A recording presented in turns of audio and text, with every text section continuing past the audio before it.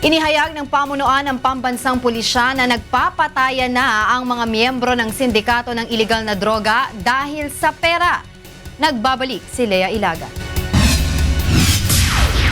Hindi mga pulis ang pumapatay sa lahat ng mga personalidad na sangkot sa iligal na droga. Ayon kay PNP Chief Police Director General Ronald De La Rosa, dahil sa pinag-igting na kampanya ng PNP sa illegal drugs ay hindi na maibenta ng mga distributor ang shabu.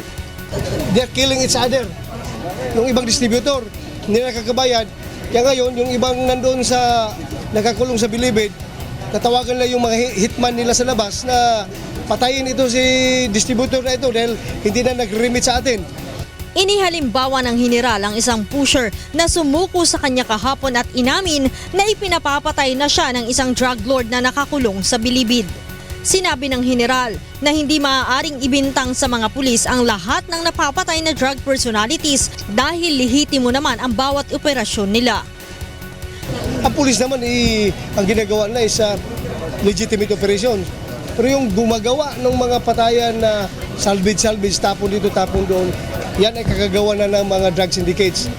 Muli nitong tiniyak na hindi niya papayagang gumawa ng extrajudicial killings sa mga pulis. Samantala, kinumpirma naman ni PIDEA Director General Isidro La Peña na pabor siya sa pagkakaroon ng vigilante group kontra droga, katulad ng grupong Alsamasa na ang tanging gagawin ay magbigay ng impormasyon sa mga otoridad. We have intensified our campaign against these high value targets. We are also giving importance to the organization, mobilization, and involvement of the citizenry, just like the Alsamasa in Davao. But this time it will be an Alsamasa against drugs.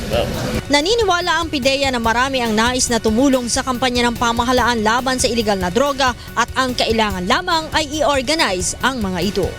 Lea Ilagan, UNTV News, Worldwide.